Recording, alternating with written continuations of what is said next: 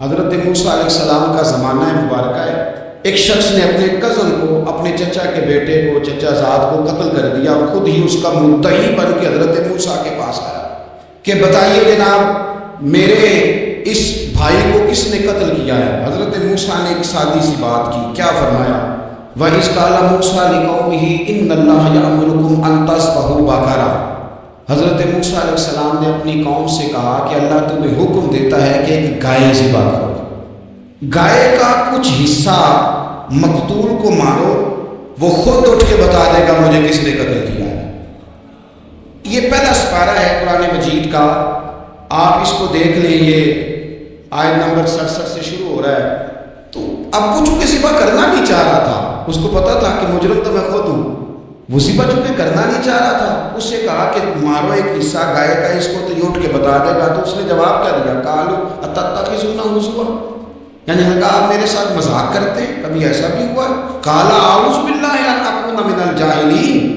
حضرت موسیٰ علیہ السلام فرمانے لگے میں اللہ کی پناہ مانگتا ہوں میں جاہلوں میں سے ہو جاؤں. ہر وقت مذاق کرتے رہنا یہ تو جاہلوں کا طریقہ ہے. کن کا ہے؟ حضرت موسیٰ نے کہا ہے، قرآن پاک ہے. ہر وقت مذاق کرتے رہنا، خوش طبعی اور چیز ہے، مسکراتے رہنا، لیکن کسی کا مذاق ہر وقت اڑاتے رہنا کن کا طریقہ ہے؟ جاہلوں کا. جب کہا نہیں ذبح کرنی ہے تو اب ذرا دیکھیے کرنا نہیں نہ چاہ رہے. قالوا ادع لنا ربک یبین لنا ما ہی، کہنے لگے اے موسیٰ پھر آپ اپنا رب سے دعا کریں کہ وہ ذرا کھول کے بتائے وہ گائے کس طرح کی ہو. ارادہ نہیں نہ ذبح کر دیں، آپ دعا کریں. قال انہ یقول انہا بقرۃ لا فارض ولا بکر. فرمایا کہ رب کہتا ہے وہ گائے نہ بوڑھی ہو نہ زیادہ بچیا ہو، عوان بین ذالک، ان کے درمیان ہو، یعنی جوان گائے ہو. فافعلوا ما تؤمرون، کرو جس کا تمہیں حکم دیا جا رہا ہے. قالوا ادع لنا ربک یبین لنا ما لونھا. لو اگلی بات سن لو. کہنے لگے آپ دعا کریں رب سے کہ وہ کھول کے بتائے اس کا رنگ کس طرح کا ہوگا، رنگ بتائیں کس طرح کا. قال انہ یقول انہا بقرۃ صفراء. فرمایا رب فرماتا ہے کہ صفراء رنگ کی ہو، یعنی گہرے زرد رنگ کی ہو. یہ رب فرماتے ہیں اس طرح کی گائے ذبح کرو. فاقع لونھا تسر الناظرین، اور جب کوئی اسے دیکھے تو اسے اچھا بھی لگے، آنکھوں کو اچھی لگے وہ گائے، اس طرح کی گائے ذبح کرو. وہ اتنی باتیں بتا دی. قالوا ادع لنا ربک یبین لنا ما ہی، کہنے لگے نہیں آپ پھر دعا کریں اللہ ذرا کھول کے بتائے گائے کس طرح کی ہو. ان البقرۃ تشابہ علینا، ہمیں ذرا گائے پر شبہ پڑ گیا ہے کس طرح کی ذبح کرنی چاہیے. وَإِنَّا انشاءاللہ لمہتدون، اگر اللہ نے چاہا تو ضرور ہم ہدایت پا جائیں گے. پھر اللہ تعالیٰ نے فرمایا کہ قال انہ یقول انہا بقرۃ لا ذلول تثیر الارض، گائے اس طرح کی ہو کہ وہ کبھی کھیتی میں نہ چلائی گئی ہو، یعنی اس کو کبھی کام نہ اس سے لیا گیا ہو. بیل کو لوگ لگاتے تھے نا، جو کام آج ٹریکٹر سے لیا جاتا ہے وہ گائے بیل سے لیا جاتا تھا. تو وہ کھیتی باڑی کے کام نہ اس کو لگایا گیا ہو. ولا تسقی الحرث، اور نہ اس سے پانی نکالا گیا ہو، نہ کھیت چلانے ہل چلانے میں لگائی گئی ہو. اور وہ جو کنواں ہوتا تھا جس کے گرد گائے گھومتی تھی، تو کہا وہ بھی کام اس نے نہ کیا ہو. گائے نے مسلمۃ لا شیۃ فیہا، وہ ہر عیب سے پاک ہونی چاہیے. قالوا الآن جئت بالحق، اب کہنے لگے اب آپ صحیح بات لے کے آئے، اب سوال ختم ہو گئے نا. کہنے لگے اب آپ بات فذبحوہا، انہوں نے ذبح کر دی. وما کادوا یفعلون، پر ایسا کرتے نظر آتے، لگتا نہیں تھا کریں گے ذبح پر ذبح.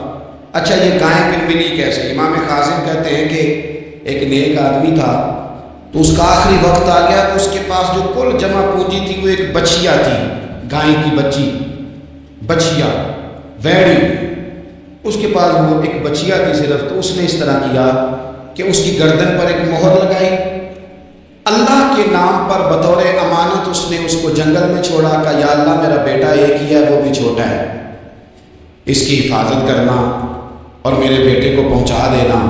بچہ بالغ ہو گیا. اس کی ماں نے کہا بیٹا جو امانتیں رب کے پاس رکھوائی جائیں نا ان میں خیانتیں نہیں ہوا کرتی.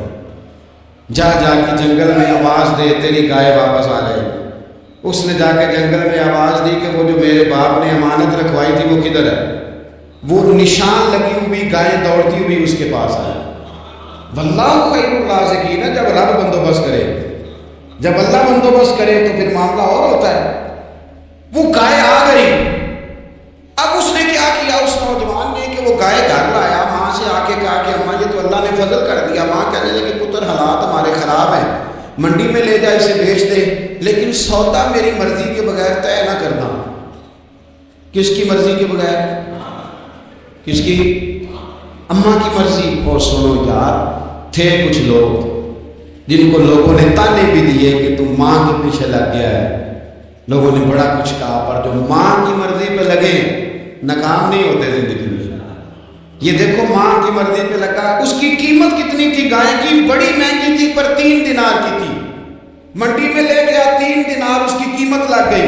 تو ماں نے کہا تھا میری مرضی کے بغیر سودا نہ کرنا۔ اب بچے تو نہیں نا مانتے، اماں کو کیا پتا بات بزنس کیا ہے، لین دین کیا ہے، پر ماں نے کہا تھا میری مرضی۔ بندہ دے رہا ہے اسے 3 دینار، اس نے کہا کہ میں نے طے تب کرنا ہے، ڈن تب کرنا ہے، پہلے اماں سے پوچھنا ہے۔ گھر جا کے اماں سے پوچھا، اماں کہنے لگی دے دے۔ واپس آیا تو اس نے کہا کہ میں 6 دینار دیتا ہوں، پر میری شرط ہے ماں سے نہیں پوچھنا۔ اس نے کہا تو 12 بھی دے، ڈن تب بھی ہونا ہے جب اماں نے کہنا ہے۔ وہ جب اس طرح کی اس نے گفتگو کی، واپس اپنی والدہ کے پاس گئے، کہنے لگے اماں سمجھ نہیں آتی، 3 دینار کی گائیں بندہ 12 میں خریدنے کو تیار ہے، شرط لگاتا ہے کہ اماں سے نہیں پوچھنا۔ تو والدہ کہنے لگی پتر پہلے اس سے جا کے پوچھ کیا وہ ہے کون؟ یہ کوئی روحانی معاملہ ہے، کوئی غیبی مدد ہے، پوچھ۔ اس سے جا کے پوچھا تو وہ کہنے لگا میں تو فرشتہ ہوں اللہ کا، تو نے گائیں بیچنی نہیں، اس لیے کہ تیرا باپ بھی نیک ہے، تیری ماں بھی نیک ہے، رب تیرے رزق میں برکت پیدا فرمانا چاہتا ہے۔ ماں باپ نیک ہونا رزق میں برکت ہو جاتی ہے۔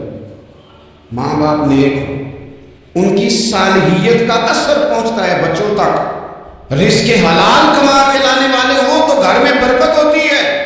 جا کے کہا کہ تیرے ماں باپ نیک تھے، اسے نہ بیچنا گائے کو، تو کیا کریں؟ کہنے لگے بنی اسرائیل والے سوال کر کر کے خود مشکل میں آ گئے۔ اب وہ ایسی گائے جو جوان بھی ہو، یہاں تو ہر غریب آدمی اپنی گائے یہاں لگا دیتا ہے، کھیتی باڑی میں یہاں لگا دیتا ہے، کنویں میں پانی نکالنے میں، تو یہاں تو ہر ایک کی گائے، تو ایسی گائے جس کا رنگ بھی اتنا پیارا ہو، زیادہ بوڑھی زیادہ بچی بھی نہ ہو، اور ابھی تک کھیت میں بھی نہ لگی ہو، وہ سوائے تیرے کہیں نہیں ہے۔ اس نے کہا چل پھر مہربانی کر بتا میں کتنے کو دوں گائے، اگر وہ آ جائیں تو کتنے کو بیچنی ہے؟ اسے کہنا کوئی نہیں، ریٹ تو زیادہ کرنا ہی نہیں۔ ان سے کہنا گائے کے اندر سے گوشت نکال دیں اور جتنا گوشت ہے اتنے پیسے بھر دیں، اس کی کھلڑی بھر دیں۔ اب وہ بنی اسرائیل والے ڈھونڈتے ڈھونڈتے ڈھونڈتے ڈھونڈتے پہنچ گئے، کہا جناب گائے 3 دینار کی یا 6 لے لو۔ اس نے کہا نہ بھائی، ذبح کروں گا، گوشت نکالوں گا، جتنا وزن گوشت کا اتنے پیسے بھرو گے کھال میں تو پھر گائے تمہیں ملے گی۔ اب مجبور تھے، کیا کرتے؟ ابن کثیر حدیث لائے ہیں، امام سیوطی نے در منصور میں بھی لکھی ہے، نبی پاک صلی اللہ علیہ وسلم نے فرمایا سنو جوانوں اور اسے دل کی تختی پہ لکھو، نبی پاک علیہ السلام نے فرمایا اگر بنی اسرائیل والے زیادہ سوال نہ کرتے تو اتنی مشکل کا شکار نہ ہوتے۔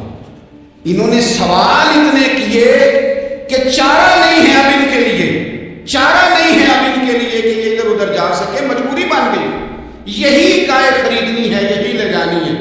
اب اتنا سارا مال جمع کر کے وہ گائے خریدی، ذبح کی، تو مقتول کو جب اس کا ایک حصہ مارا تو اس نے اٹھ کے کہہ دیا یہ جو مدعی بنا ہوا ہے نا، یہی تو میرا قاتل ہے، یہی تو میرا قاتل ہے، یہی تو ہے، اس نے یہ سارا کام کیا۔ آپ دیکھیے قرآن مجید فرقان حمید ہماری توجہ دلاتا ہے، اور سورۃ القیامہ کے اندر اللہ کریم نے ارشاد فرمایا ایحسب الانسان، کیا آدمی اس گھمنڈ میں ہے، کیا انسان کا یہ خیال ہے ان یترک سدی، کہ اسے آزاد چھوڑ دیا جائے گا، اس سے پوچھا نہیں جائے گا؟ کیا انسان یہ سمجھتا ہے اس سے کوئی سوال؟ ایحسب الانسان، کیا انسان اس گمان میں ہے، اس گھمنڈ میں ہے ان یترک سدی، کہ اسے آزاد چھوڑ دیا جائے گا، کوئی پوچھنے والا نہیں ہوگا؟ اسے آزاد نہیں چھوڑا جائے گا، اس پر پابندیاں ہیں، اس پر کچھ قیود ہیں، اسے کچھ حدود بتائی گئی ہے، اسے ایک دائرہ کار دیا گیا ہے، اسے بتایا گیا ہے کہ یہ حلال ہے، یہ حرام ہے، یہ تیرے لیے جائز ہے، یہ تیرے لیے جائز نہیں ہے۔ اس چیز کی حد تک تو آگے بڑھ سکتا ہے، یہاں سے اس لائن کو تو کراس نہیں کر سکتا۔ اس پر پابندیاں ہیں، ان پابندیوں کے بیچ رہ کے وہ زندگی گزارے۔ اور یہ بھی یاد رکھے، یہ آیت ایک دوسرا معنی یہ دیتی ہے کہ یہ مت سمجھے کہ صبح قیامت اسے چھوڑ دیا جائے گا، اس سے پوچھا جائے گا، اس سے سوال کیا جائے گا۔ اللہ کی بارگاہ میں جب یہ کھڑا ہوگا تو اسے اپنے اعمال کا حساب دینا ہوگا۔ لازمی طور پر ایک عدالت صبح قیامت لگے گی، جس عدالت میں مجرم پیش ہوں گے، انہیں اپنے جرموں کا حساب دینا ہے، ظالموں کو کھڑا کیا جائے گا، ان سے ان کے ظلم کے بارے میں بات پرس ہو۔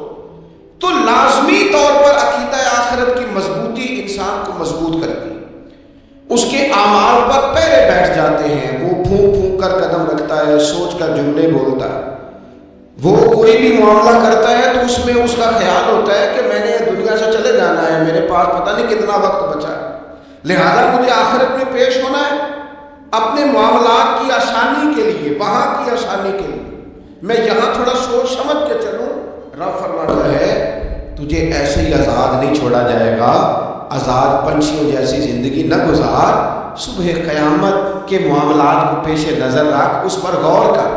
یہ تصور گھر کے باہر بھی پورا مضبوط ہونا چاہیے اور گھر کے اندر بھی پورا مضبوط ہونا چاہیے۔ انسان اپنے مالک سے ڈرے اور قیامت کے دن اس کی بارگاہ میں حاضری کا یقین رکھے، اور وہ یاد رکھے کہ یہاں جو کچھ وہ دیکھے نا، بچوں کو استاد پڑھاتا ہے، محنت کراتا ہے، اگر بچے نہیں پڑھتے تو ڈانٹتا بھی ہے، سمجھاتا بھی ہے، قائل بھی کرتا ہے، اور جب وہ آخری بات کرتا ہے تو پھر وہ پتہ کیا کہتا ہے، چلو ٹھیک ہے اگر نہ پڑھو گے تو امتحان تو آنا ہی ہے، رزلٹ تو آنا ہے، پیپر میں بیٹھو گے نہیں آئے گا، فیل ہو جاؤ گے۔ یہ لاسٹ پر یہ بات ضرور ہوتی ہے کہ امتحان دینے کا تصور اور امتحانی سینٹر میں جانے کا خیال طالب علم کو مجبور کرتا ہے کہ میں اسباق تیار کروں، میں بار بار اس پر غور کروں، میں کتاب کو سمجھوں، میں اس کو حل کروں چیزوں کو، تاکہ جب میں مرکز میں جاؤں پرچہ دینے کے لیے امتحانی سینٹر میں تو پھر مجھے پریشانی کوئی نہ ہو۔ بس سمجھانے کے لیے بات عرض ہے کہ یہاں لوگوں کو بتایا جاتا ہے، قائل کیا جاتا ہے یہ حلال ہے، یہ حرام ہے، یہ تیرے لیے ٹھیک نہیں ہے، یہ تیری حدود ہیں، یہ تیرے قیود ہیں، یہ تیرا دائرہ کار ہے۔ لیکن اگر پھر بھی کوئی بندہ باز نہ آئے، پھر بھی کوئی شخص باز نہ آئے، تو پھر اس کو کہا جائے گا صبح قیامت اللہ خود حساب لے لے گا، پھر تجھے مالک اپنے سامنے کھڑا کرے گا، ثم لتسألن یومئذ عن النعیم، پھر وہ تجھ سے ایک ایک نعمت کے بارے میں سوال کر لے گا، پھر تجھے جواب دینا ہوگا۔ تو اس تصور کو اپنی زندگی میں لاگو کرے کہ ہم نے مرنا ہے، اللہ کی بارگاہ میں جان، اس تصور کو پوری طور پر طاری کرے اپنے ذہنوں۔ یہ جو رسمی سی بات ہے نا، پتہ نہیں کب چلے جانا ہے، جو جانے والے ہوتے ہیں ان کی کوئی تیاری بھی ہوتی ہے، جن کو پتہ ہوتا ہے نا رمضان المبارک میں نا کئی دفعہ ایسا ہوتا ہے کہ ٹکٹیں نہیں مل رہی ہوتی ہیں اور عمرے کے ویزے لگ چکے ہوتے ہیں، تو ایجنٹ کہہ دیتے ہیں جانے والوں کو کہ تیاری رکھنا، کسی وقت بھی میرا فون آ جائے گا۔ تو لوگوں نے بیگ باندھ لیے ہوتے ہیں، سامان تیار کر لیا ہوتا ہے، سارے انتظامات کر کے رکھے، کیوں کہ پتہ نہیں کس وقت بلاوا آ جائے گا۔ تو روز کہتا ہے پتہ نہیں اللہ کی جانب سے کس وقت بلاوا آ جائے گا۔ پھر اپنی تیاری بھی تو یار کچھ بتا، میں بھی بتاؤں، آپ بھی بتائیں، پھر ہم اپنے آپ سے یہ بھی تو سوال کریں نا کہ جہاں اچانک جانا پڑے اس کے لیے تیاری ہوتی، ہماری تیاری کیا ہے؟ اگر اچانک جانے پڑے اس کی بارگاہ، کیا تیاری؟ روز دیکھ رہے ہیں نا، کچھ لوگ روڈ پہ چڑھے تھے پہنچ نہیں سکے، ہاسپٹل گئے تھے پہنچ نہیں سکے، کچھ لوگ کسی فیلڈ میں کام کر رہے تھے، ڈگری نہیں مل سکی، جا ہی نہیں سکے، وقت آ گیا۔ تو اگر وہ ٹائم آ جاتا ہے اس کی بارگاہ میں حاضر ہونا پڑ جاتا ہے، تیاری کیا ہے؟ نبی پاک علیہ الصلوۃ والسلام گھر کے اندر اپنے گھر والوں کی تربیت کے لیے اور تعلیم امت کے لیے ایک دعا مانگتے تھے۔ حضرت عائشہ صدیقہ کہتے ہیں حضور دعا مانگتے تھے، مشکات میں موجود ہے۔ کیا دعا تھی؟ اللہم حاسبنی حسابا یسیرا، اے اللہ ذرا حساب آسان کر کے لینا. یہ حضور تعلیم امت کے لیے دعا مانگ، اللہ حساب ذرا آسان کر کے لیجیے، مالک کرم فرمانا. تو حضرت عائشہ صدیقہ رضی اللہ تعالیٰ عنہ ارشاد فرماتی ہے میں نے عرض کیا یا رسول اللہ صلی اللہ تعالیٰ علیہ وسلم یہ آسان حساب کا کیا مطلب ہے؟ تو حضور فرمانے لگے عائشہ آسان حساب کا مطلب یہ ہے کہ رب کریم بندے کے نامہ اعمال پر نظر ڈالے گا اور پھر اللہ تبارک و تعالیٰ اس سے درگزر فرما دے گا. یہ آسان حساب ہے. پتہ مالک کو ہے اس نے کیا کیا ہے، پر کریم ہے نا. عدل کرے تے تھر تھر کمبن، اچیاں شانہ والے تے جے فضل کرے تے پھر بخشے جامن میرے جے منہ کالے. نظر کرے گا پھر معاف فرما دے گا. اور حضور فرماتے عائشہ یاد رکھو جس سے اس نے حساب لیا وہ پھر بڑی مشکل میں آ جائے گا، اس کے لیے مشکل ہو. اللہم حاسبنی حسابا یسیرا، اے اللہ تو حساب ذرا آسان کر کے لینا، ذرا آسان کر کے. یہ تعلیم امت کے کہ امت کے دل میں خیال پیدا ہو کہ حساب دینا ہے، تو نے حساب دینا ہے، تو نے اپنے مال کا حساب دینا ہے، تو نے اپنے لفظوں کا حساب دینا ہے، تو نے معاملات کا حساب دینا ہے. تو جس کرسی پہ بیٹھا ہے تو کلرک ہے یا صدر ہے، تو نے اپنی اس نشست کا حساب دینا. تو استاد ہے یا پیر طریقت ہے، تو مؤذن ہے یا خطیب ہے، تو جو بھی ہے تو نے حساب دینا ہے. تجھے تیرے منصب کے بارے میں پوچھا جائے، تجھے تیرے عہدے کے بارے میں پوچھا جائے گا، تجھے اپنی ذمہ داریوں کے بارے میں حساب دینا. اللہ کی بارگاہ میں تمہیں جا کے بتانا ہے کہ تم نے کیا اعمال کی. اس تصور کو پکا کرے. یہ تصور کتنا کو پکا ہونا چاہیے. دنیا کیا ہے اور آخرت کیا ہے. ہمارے ہاں لوگوں نے بہت بڑا لمبا چوڑا دنیا کا تصور بنا لیا، کارے جہاں دراز لمبا تصور، دنیا داری کے لیے لمبی منصوبہ بندی دور دور تک. میں نے یہ کرنا ہے، پھر میں نے یہ کرنا ہے، پھر اس کے بعد انشاءاللہ یہ کر دینا. یہ تو آپ نے 300 سال کی پلاننگ بتا دی ہے. یہ تو 300 سال کی پلاننگ بتائی. کیا بتائیں تجھے اے باپ، کیا کارہائے نمایاں کر گئے. بی اے کیا، نوکر ہوئے، پینشن ملی، پھر مر گئے. زندگی تو اتنی سی ہے، اتنی لمبی منصوبہ بندی. اس میں آخرت کہاں ہے؟ اس میں اگر کسی مقام پر رب کی بارگاہ میں حاضر ہونا ہے تو وہ کہاں؟ جو مرنے والے لوگ ہوتے ہیں ان کا تو جینا کچھ اور طرح کا ہوتا ہے، جن کو جانا ہوتا ہے ان کا رہنا تو کچھ اور طرح کا ہوتا ہے.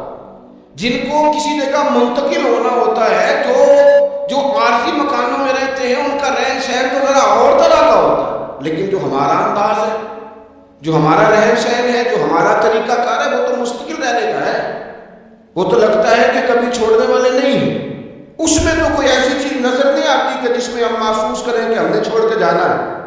لیکن نبی پاک علیہ السلام نے جس دنیا کو ہم بہت بڑی دنیا سمجھتے ہیں، حضور نے اس کی مثال کیا دی. صحیح مسلم کی حدیث ہے. دیکھیں کتنا کھول کر اور کتنا آسان کر کے رسول پاک ہمیں بات سمجھاتے ہیں. دنیا کیا ہے، آخرت کیا ہے، یہ والی زندگی کیا ہے، آخرت کی زندگی کیا ہے، بالکل کھول کر واضح کر کے نبی پاک علیہ السلام فرمانے لگے دنیا اور آخرت کی مثال اس طرح ہے جس طرح دریا بہ رہا ہو اور کوئی آدمی اس میں انگلی ڈبوئے، جتنا پانی اس کی انگلی کو لگ گیا یہ دنیا ہے، اور جو باقی ٹھاٹھے مارتا دریا پیچھے ہے، سمندر پیچھے ہے، وہ سارا آخرت ہے. یہ اتنی سی دنیا ہے. یہ صحیح مسلم میں موجود ہے. اتنی سی دنیا کے لیے اتنے پاپڑ بیلنا، اتنی سی دنیا کے لیے اتنے ظلم کرنا، اتنی سی دنیا کے لیے اتنے حق ضائع کرنا، اتنی سی دنیا کے لیے اتنے لوگوں کے دل توڑنا، اتنے حقوق پہ ڈھاکہ ڈالنا، اتنا جبر کرنا، لوگوں کا مال کھانا، لوگوں کو تکلیف دینا، عزتیں اچھالنا، اتنی سی دنیا کے لیے. حضور فرمانے لگے اتنی سی ہے یہ دنیا، جتنا انگلی کو پانی لگ گیا ہے. وہ جنت جو میری جنت نہیں، خدا کا فضل ہے، جو اللہ کی عطا ہے اپنے بندوں کے لیے. میرے کریم فرمانے لگے اس جنت میں وہ نعمتیں ہیں نہ کسی آنکھ نے دیکھی، نہ کسی کان نے سنی، نہ تمہارے دل پر کبھی خیال ہی گزرا ہوگا کہ ہمارا رب ہمیں یہ بھی عطا فرمانے والا ہے. تھوڑا سا نا 24 گھنٹوں میں کچھ ٹائم اپنی آخرت کے لیے. اپنے سارے معاملات کو مرتب کرتے ہوئے کچھ زندگی کے کام اپنی آخرت کے. آپ یقین کریں بچوں سے لے کر بڑوں تک، ان پڑھ سے لے کر پڑھے لکھے تک، ہم نے جس کو اپنے مزاج کے مطابق کم فہم سمجھا اس سے لے کر دانشور تک دوڑ لگ گئی دنیا جمع کرنے کی. وہ ایک سوچ حضرت سلطان باہو رحمۃ اللہ علیہ فرمانے لگے. ہزاروں لوگ ان کی خدمت میں آیا کرتے تھے تو کہتے ہیں رب دا طالب کوئی نہیں ملیا، جو ملے ہے طالب زر کا. یہ تو دعا کرانے آئے ہیں کہ میرا کاروبار نہیں چلتا، یہ تو دعا کرانے آئے ہیں کہ جناب وہ میرا جو ہے وہ فلانا کیس سلجھ گیا. رب دا طالب کوئی نہ ملے. کوئی ایسا تو آتا جو کہتا میری اس سے ملاقات کرا دے، کوئی طریقہ بتائے مالک معرفت کیسے دیتا. کوئی تو ایسا آتا جو کہتا کہ آؤ نا کچھ باتیں درد کی کریں، کچھ عشق رسول کی تم کرو، کچھ محبت مصطفیٰ کی میں کروں. کچھ ایسے آتے جو کہتے آؤ نا کو ذکر چھیڑے صدیق اکبر کا، کوئی بات کرے سیدنا فاروق اعظم کی، کچھ تذکرے ہو جائے عثمان غنی کے، تھوڑی دیر ہو نہ جائے مولا علی کا تذکرہ. کچھ لوگ ہوتے نا ایسے جو اس طرح کے ہوتے، لیکن وہ ہر وقت دنیا داری، ہر وقت اچھا کہیں اکتاتے بھی ہیں نا، تھک گئے کاروبار کر کر کے، کہیں اکتاتے بھی ہیں تو کرتے کیا ہے سیر کرتے چلے جاتے ہیں. میں جی بور ہو گیا ہوں کام کرتے کرتے، چلو میں اب ٹھنڈے علاقے میں چلتا ہوں. کبھی تو ایسا ہونا تو کہے میں نے بچوں کو بھی وقت دیا ہے، دوستوں کو بھی دیا ہے، یاروں کو بھی دیا ہے، صحت کو بھی دیا ہے، میں نے ٹائم اپنے شوق کو بھی دیا ہے، اب میں کسی کو ٹائم نہیں دوں گا. یہ چند گھنٹے میں صرف رب رسول کی بارگاہ میں حاضری دوں گا. تو ذرا جم کے قرآن پاک پڑھے، تو ذرا ذوق سے درود پاک پڑھے، تو ذرا شوق سے میرے محبوب کی نعت سنے، تو سارا زمانہ بھول جائے اور تو رج رج کے دعا مانگے اپنے رب کی بارگاہ میں، اپنی پریشانیاں عرض کرے، اپنے اندر کی کیفیت بیان کرے. دل جو سخت ہو گیا ہے، ذہن جو سخت ہو گیا ہے، جو طبیعت میں وہ نورانیت نہیں آ رہی، اس کی تو بات کرے، تو اپنے رب کی بارگاہ میں معافی کا سوال کرے، تو اس سے قیامت کے دن درگزر کرنے کے لیے عرض کرے. کچھ تو ایسا ٹائم نکلے. لیکن دوستو ہم تو بالکل الجھتے ہی جا رہے ہیں. وہ معاملات زندگی ہیں کہ ختم ہی نہیں ہو رہے، شوق ہے کہ ختم ہی نہیں ہو رہے، باتیں ہیں کہ بڑھتی چلی جا رہی. دور گزر گیا جب لوگ کہتے تھے کہ کوئی درود پاک بتائیں جس سے سرکار راضی. ایک کی مسئلہ ہے کام نہیں چلتا. ایک صاحب آئے کام نہیں چلتا، میں نے کہا سورہ واقعہ پڑھا کریں. کہتے ہیں حضرت میں بڑی دیر سے پڑھ رہا ہوں. میں نے کہا چلے کچھ صدقات دے کے دیکھ لے. کہنے لگے بڑی دیر سے دے رہا ہوں. میں نے انہیں ایک اور وظیفہ بتایا، کہنے لگے یہ بھی مجھے کسی نے بتایا تھا بڑی دیر سے کر رہا ہوں. تو میں نے انہیں کہا پھر میری ایک ناقص رائے یہ ہے کہ سارا کچھ کرنے کے بعد اگر ابھی تک پھر بھی آپ سمجھ رہے ہیں نا آپ کی مرضی کے مطابق آپ پر دروازے نہیں کھول رہے، پھر آپ صبر کریں. جو میرا رب چاہتا ہے اس پہ راضی رہ کے دیکھیں، ذرا راضی رہ کے دیکھیں، پھر دیکھیں کہ مالک کا فیصلہ کیا ہے. وہ آپ کے حق میں کوئی رحمت والا فیصلہ ہی فرمائے گا. پھر ذرا انتظار کر کے دیکھیں، پھر ذرا صبر کر کے دیکھیں. پھر وہ کہتا ہے وبشر الصابرین، محبوب یہ جنہوں نے صبر کیا ہے انہیں میری رحمت کی خوشخبری سنا دو. پھر وہ کہتا ہے باقیوں کے پاس مال ہوگا، دولت ہوگی، اقتدار ہوگا، بڑا کچھ ہوگا، ان اللہ مع الصابرین، صبر کرنے والوں کے ساتھ رب قریب ہوگا. پھر ذرا ٹھہر ہی جائیں، پھر تھوڑا حوصلہ ہی کر لیں، پھر اس کے فیصلے کا ذرا انتظار کر کے دیکھیں.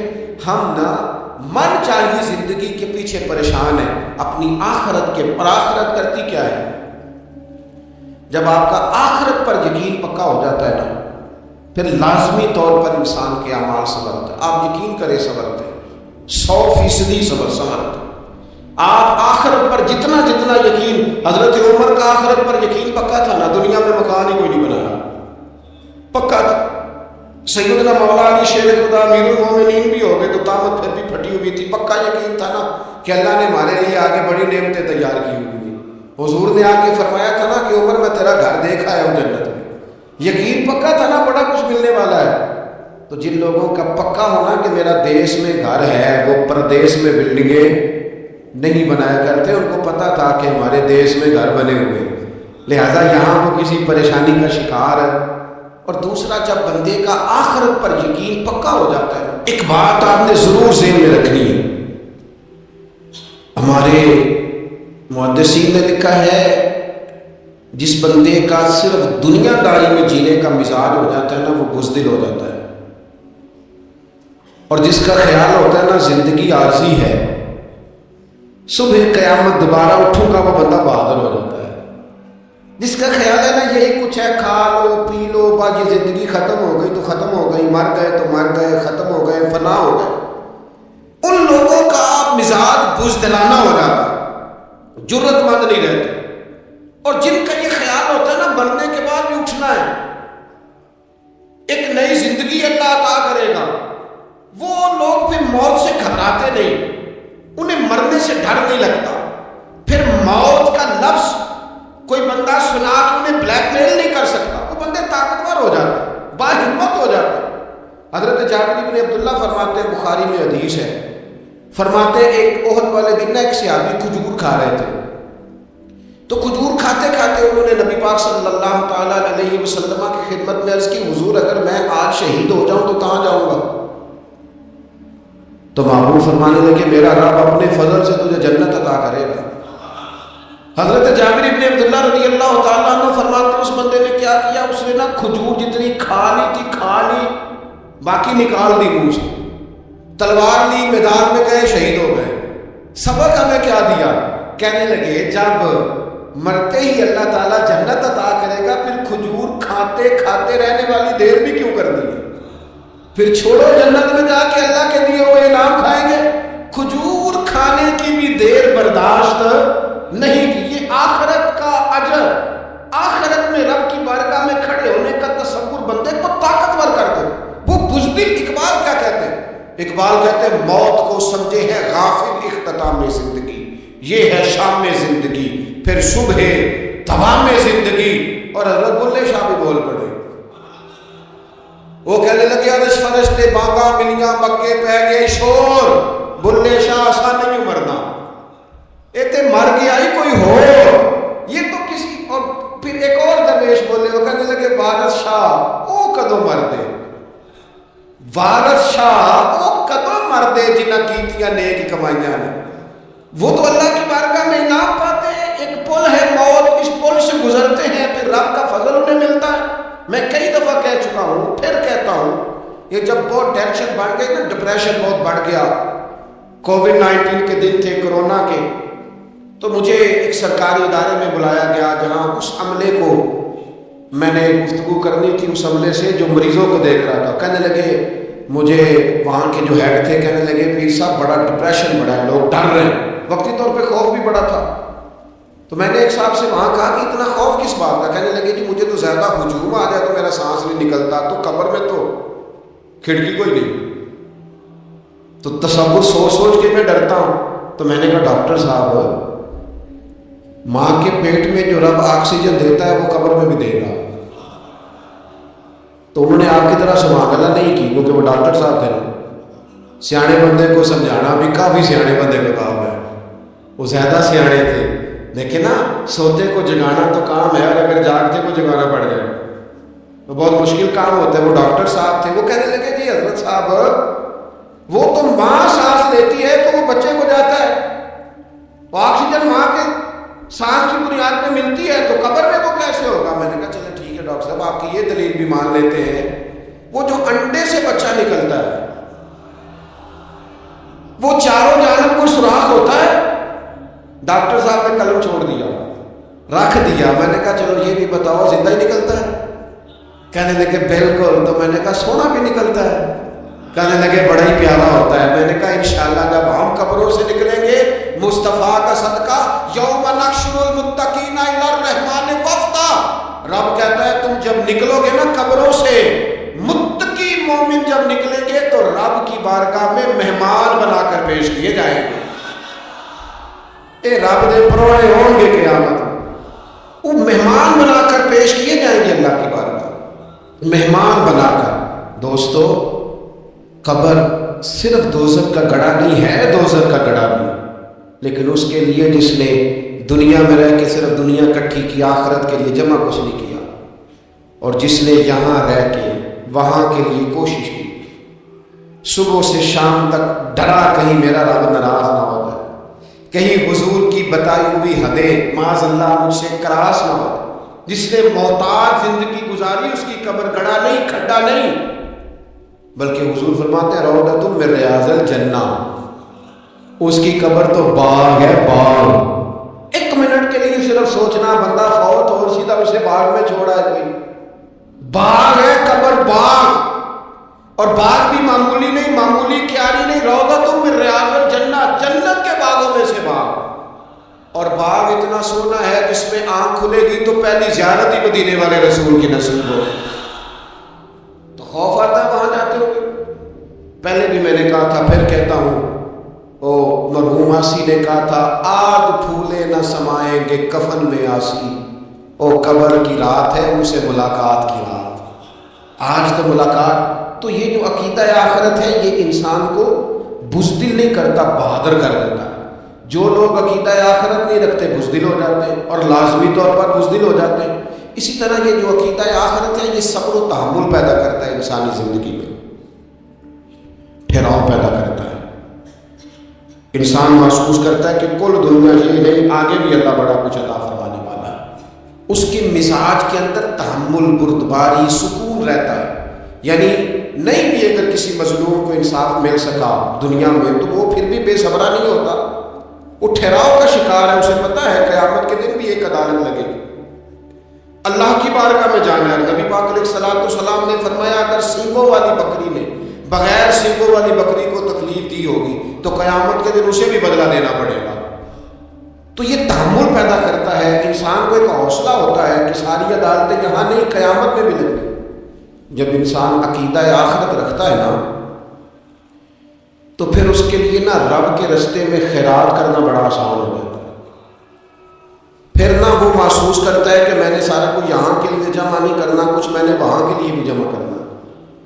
وہ پھر اپنی آخرت کے لیے کچھ نہ ایک بینک آخرت کا بھی بنا لیتا ہے، اس میں بھی کچھ نہ کچھ جمع کراتا رہتا ہے. اسے پتہ ہوتا ہے کہ میں نے اللہ کی بارگاہ میں حاضر ہونا، وہاں کی بھی کچھ نہ کچھ تیاری.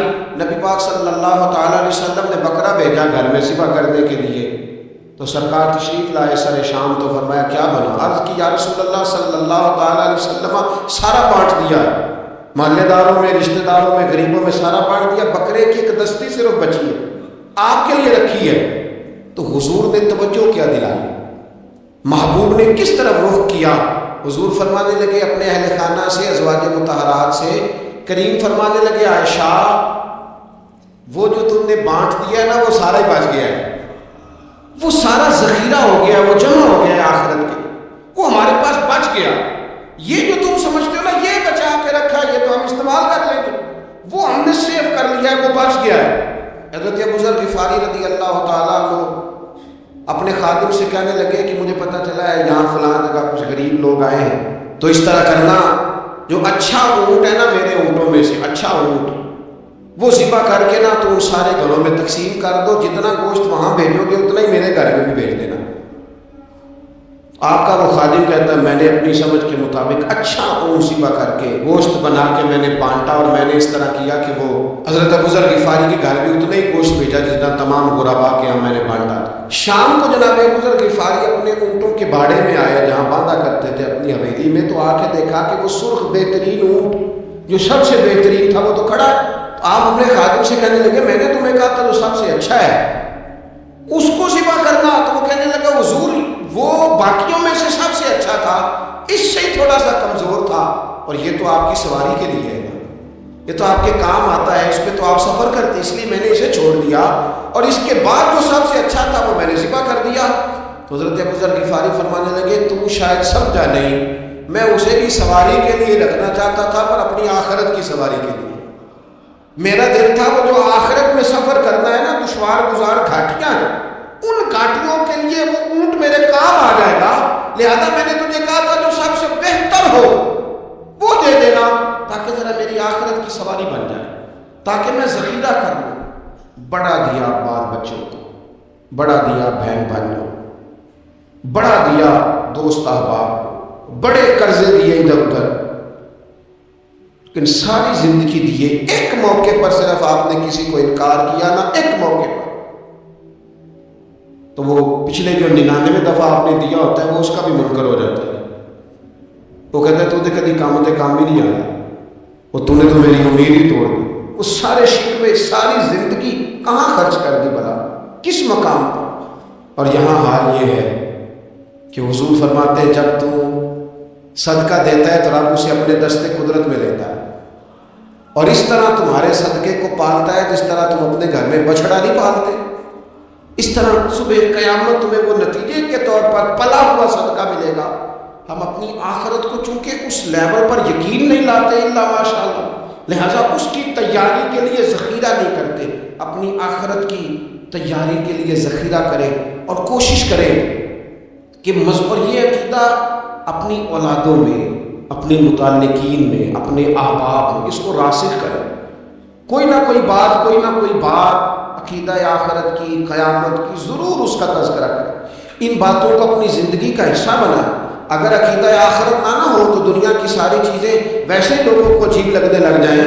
اگر کوئی قیامت ہی قائم نہ ہو تو مظلوم رہ گیا, ظالم نے تو پھر ظلم ہی کمایا, وہ تو پھر دندناتا پھرے گا. تو رب کہتا ہے ایحسب الانسان ان یترک سدی, کیا انسان سمجھتا ہے کہ اسے یوں ہی چھوڑ دیا جائے گا, کوئی اسے آزاد ہی چھوڑ دیا جائے گا, کچھ پوچھا ہی نہیں جائے گا. صبح قیامت سوال ہوں گے, رب کی بارگاہ میں حاضری ہوگی, اللہ کے حضور سوالات کے جواب دینے ہوں گے. لہٰذا اپنی زندگی کے اعمال کو مرتب کرتے وقت, کوئی بھی کام کرتے وقت ایک تصور ضرور ذہن میں رکھیں کہ مجھے صبح قیامت اس کا حساب دینا ہے. یہ جو جواب دہی کا تصور ہوتا ہے یہ انسان پر پہرے دار ہوتا ہے, یہ اس کو مضبوط کرتا ہے, اس کی عقیدے کی بنیادیں اس کے عمل کو طاقتور کر دیتی ہے. لہٰذا عقیدہ آخرت اپنے بچوں میں, آنے والی نسلوں میں, آپ دیکھیں حضور نے یہ عقیدہ آخرت مضبوط کر دیا تھا تو پھر سیدہ فاطمہ زہرا نے کچے مکان میں ساری زندگی گزاری. پھر محبوب پاک نے دیکھا کہ وہ اونٹ کے بالوں کی بنی ہوئی چادر اوڑھ کے چکی پیس رہی ہیں, تو محبوب نے یہ نہیں فرمایا کہ اللہ آسانی کر دے گا, اچھا وقت آ جائے گا, تو فکر نہ کرنا, یہ مشکل نہ. محبوب کریم نے فرمایا فاطمہ دنیا میں تھوڑی مشقت برداشت کرو, اللہ آخرت کی ساری سعادتیں آپ کو ہی عطا فرمائے گا. گویا کریم نے فرمایا آپ کو یوں ہی زندگی گزارنی ہے, یہی طرز رکھنی ہے, اسی طرح ہی آپ کو وقت گزارنا ہے. جو آرام کا وقت ہے وہ اللہ تعالیٰ جنت میں عطا کرے گا. عقیدہ آخرت کی مضبوطی, تھوڑا سا ہمارے ایک بڑے قریبی دوست تھے, بڑا میرا ان سے پیار تھا, 34.5 سال عمر, خود ہارٹ اسپیشلسٹ ڈاکٹر, لیکن یہ پچھلے ہفتے وہ مریضوں کو چیک کر کے نیچے آ کے دفتر میں بیٹھے. ایک تو لوگ کہتے ہیں نا ہسپتال پہنچ جاتا تو شاید بچ جاتا, تو ہاسپٹل کے اندر ہی تھے, اور ابھی چڑھتی جوانی 34-35 سال عمر. لیکن کمال یہ تھا کہ میرے جیسے کئی لوگوں نے بھی آنسو اس لیے بہائے کہ اتنی چڑھتی جوانی میں اتنے خوبصورت ماحول کے اندر بھی انہوں نے مزاج خیر خائی کا بنایا ہوا تھا. ہر شخص سے حسن کلام اور رب رسول کی طرف اپنا لگاؤ, نماز کی پابندی, جب بھی حال پوچھنا تو کہتے تھے اللہ اور اس کے رسول کا فضل ہے. تو اپنی زندگی میں جن لوگوں کا تصور آخرت مضبوط ہو جاتا ہے وہ کئی دفعہ جلدی بھی سمٹ کر چلے جائیں تو ان کے حق میں رحمت والے فیصلے ہوتے ہیں. اللہ تعالیٰ ہمیں سمجھنے کی توفیق عطا کرے.